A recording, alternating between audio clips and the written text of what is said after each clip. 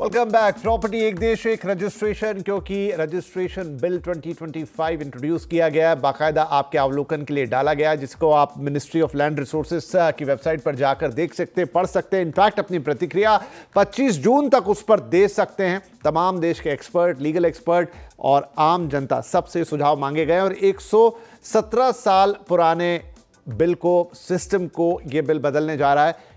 एक लाइन में इतना कि इससे आपका रजिस्ट्रेशन, प्रॉपर्टी का रजिस्ट्रेशन आसान होगा, घर बैठे हो सकेगा, डिजिटल तरीके से होगा और बहुत कुछ है इसके अंदर जो ब्रेक से पहले हमने बातचीत की। अब थोड़े उसके और एस्पेक्ट्स पे बात करेंगे। गुलाम साहब और वेंकट जी दोनों हमारे साथ हैं। गुलाम साहब, इसका बिजनेस इंप्लीकेशन आपसे एक ये पॉइंट लेना ज़रूरी है, चाहे वो प्रॉपर्टी डेवलपर हो, चाहे वो बीच में थर्ड पार्टीज़ हों। ये रजिस्ट्रेशन एक थोड़ी टिपिकल प्रक्रिया होती थी जिसमें बहुत सारी चीज़ें इन्वॉल्व होती थी। अब इस पूरे सिस्टम ओवरहॉल से क्या वो पूरी प्रोसेस, तो ease of doing business, time taken, वो सारा घटता हुआ नजर आएगा, सब कुछ थोड़ा इजी होगा कंपैरेटिवली? इसमें जहां तक डेवलपर्स का सवाल है, इनका उमूमन मोस्टली सारे डेवलपर्स ने अपना एक प्रोसेस बना रखा है जहां पर वो पावर ऑफ अटॉर्नी के थ्रू, किसी न किसी शख्स के थ्रू ये सारे रजिस्ट्रेशन करवाते थे। डेवलपर्स बजाते खुद, वो खुद आके डेवलपर्स रजिस्ट्रेशन के दफ्तरों में उमूमन खड़े हुए नहीं दिखाई देते। तो उनका एक जितने बड़े डेवलपर है उतना ही उनका बेहतर एक प्रोसेस है जिसके थ्रू रजिस्ट्रेशन करवाते हैं। तो मुझे नहीं लगता डेवलपर्स के लिए कोई बहुत बड़ा अंतर आता हुआ दिख रहा है। कंज्यूमर्स के लिए जाहिर सी बात है बहुत बड़ी सुविधा है, लेकिन हर डेवलपर ने अपना एक प्रोसेस मैनेज करने के लिए तरीका बना रखा है।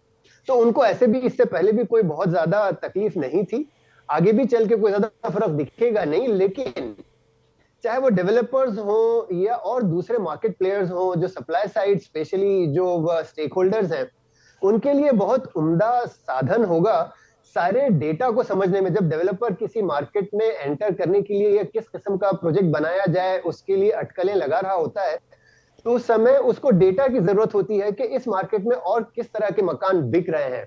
और ये रजिस्ट्रेशन का डेटा इतना उम्दा और इतना डेफिनेटली रिलायबल होगा कि इसमें कोई शंका या कोई अनसर्टेनिटी नहीं होने के कारण उनके एनालिसिस बेहतर होंगे, वो मार्केट को बेहतर तौर पर समझ पाएंगे।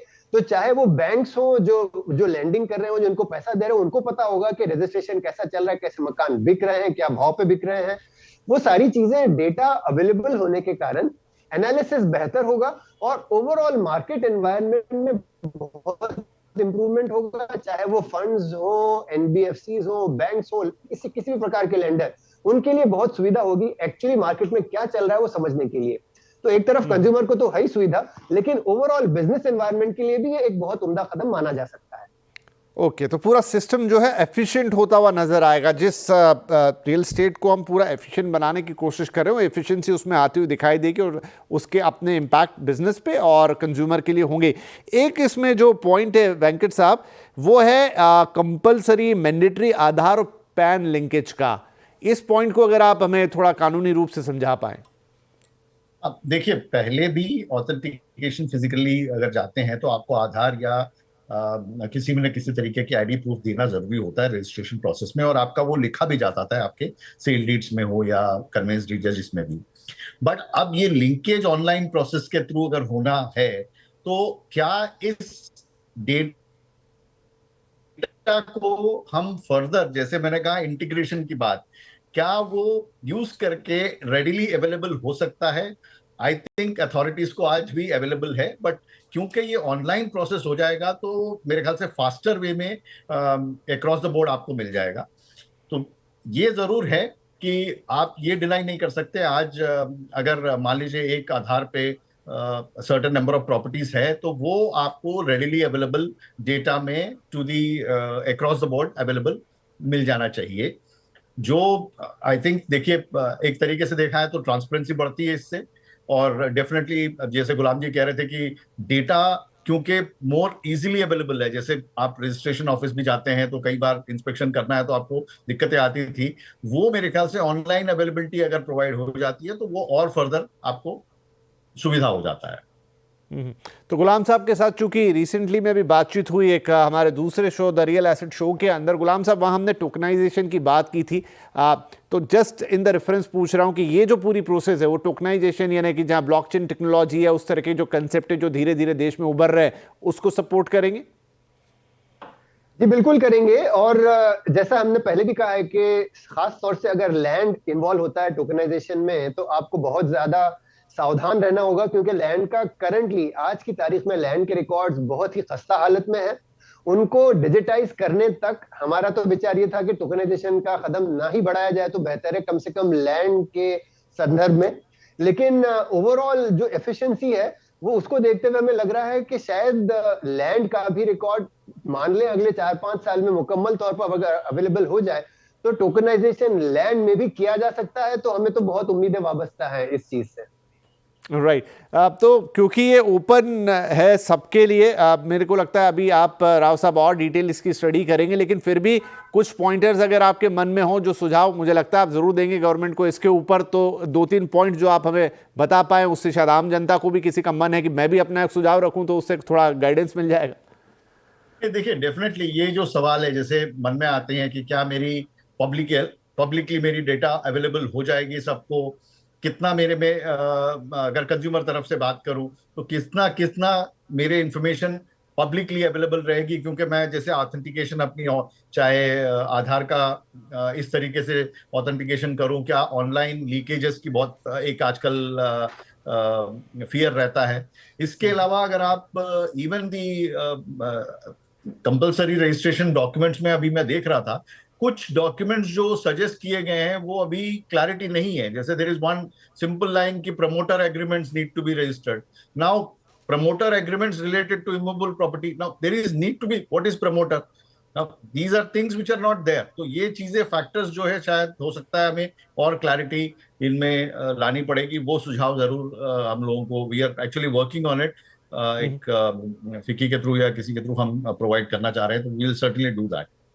ठीक है गुलाम साहब, आपके कोई विचार जो आगे डेफिनेटली आप जैसे जो विद्वान हैं और एक्सपर्ट्स हैं वो भी अपनी राय इस पे रखते हुए नजर आएंगे? मुझे सबसे ज्यादा जिस चीज की आवश्यकता रही है, मैंने कई प्लेटफॉर्म पे इसके बारे में सवाल भी उठाया है, वो ये है कि सारे मुल्क में एक तरह का जो कानून जैसे महाराष्ट्र में चला रहे हैं वो होना जरूरी है। और मुझे बड़ी उम्मीद मेरी बंधी है जब वेंकट राव साहब ने बताया कि ये एज ए सेंट्रल एक्ट इसको सारे स्टेट्स को फॉलो करना जरूरी है। तो मुझे लगता है ऐसी परिस्थिति में सबसे पहले तो हमें एक डिफाइंड पीरियड लाना होगा कि जब भी आप ट्रांजैक्शन कर रहे हो, चाहे 2 महीने हो या 3 महीने हो, उसके दरमियान आपको अपना डॉक्यूमेंट रजिस्ट्रेशन करवाना आवश्यक हो जाए। अगर वो भी हो जाता है तो ये तो बिल्कुल यूं समझ लें कि बहुत ही उम्दा बात है, और आगे चल के उससे बहुत सुविधाएं होंगी, क्योंकि वो चीज आज लैग कर रही है। तो मैं चाहूंगा कि इस तरह का कानून बिल्कुल ऐड किया जाए और हर रियासत में, हर स्टेट में उसको लागू किया जाए कि एक डिफाइंड पीरियड में रजिस्ट्रेशन हो जाए, और उसे ओपन एंडेड नहीं रखेंगे 5, 8, 10 साल जब चाहे आप रजिस्ट्रेशन करवाएं, क्योंकि उसका डायरेक्ट इंपैक्ट हमारे रेवेन्यू कलेक्शन पर भी होता है। हमारे मुल्क के इकोनॉमी के लिए भी जरूरी है कि हम रजिस्ट्रेशन समय समय पर करें, क्योंकि अगर उस दौरान में 2-3 और सेल और बैक टू बैक हो गए तो वो सारा रेवेन्यू लॉस होता है गवर्नमेंट के लिए, वो नहीं होना चाहिए। तो एक वो चीज है जो मैं जरूर चाहूंगा कि उस चीज का इम्प्लीमेंटेशन किया जाए।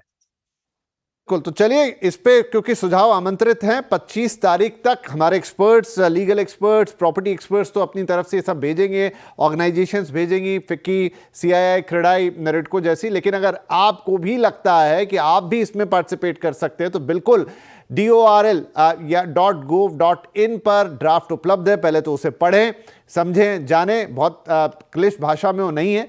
25 जून तक आपके पास वक्त है कि आप एक प्रॉपर फॉर्मेट में जवाब दे दें। वर्ड फाइल हो, PDF फाइल हो, वो आप भेज सकते हैं। आप ईमेल करना चाहते हैं तो sanand.b@gov.in, ये सारी जानकारी वहाँ भी है, लेकिन अगर आप कोई नोट करना चाहे तो यहाँ से भी नोट कर सकता है। तो देखिए एक बड़ा रिफॉर्म होने जा रहा है, डिजिटाइजेशन हो रहा है पूरे इस प्रॉपर्टी मार्केट का, जहाँ पर बहुत ज़रूरी एक चीज़ थी, चाहे ऑनलाइन रजिस्ट्रेशन तो उसका एक मुखड़ा है, लेकिन अंदर बहुत सारे जो प्रॉपर्टी रिलेटेड डॉक्यूमेंट है, ज़मीन से लेकर मकान तक और तमाम जो बीच की चीज़ें आती हैं, उसमें पावर ऑफ अटर्नी, ये वो, उन सब के रजिस्ट्रेशन, उन सब का ऑनलाइन डिजिटल फॉर्मेट, ये सब कुछ तो बड़ी प्रोसेस है, लेकिन एक अच्छी शुरुआत कही जा सकती है। रोड़े आएंगे पर वो अलग अलग समय पे ठीक होते चलेंगे। शायद आज से कुछ सालों बाद हम देखें कि ये सब कुछ बहुत स्ट्रीमलाइन हो गया, और जब ये हो जाएगा तो प्रॉपर्टी मार्केट में डील करना बहुत ट्रांसपेरेंट भी होगा, बहुत आसान भी होगा और भरोसेमंद भी होगा। यही हम उम्मीद करेंगे। बहुत बहुत शुक्रिया गुलाम साहब और वेंकट साहब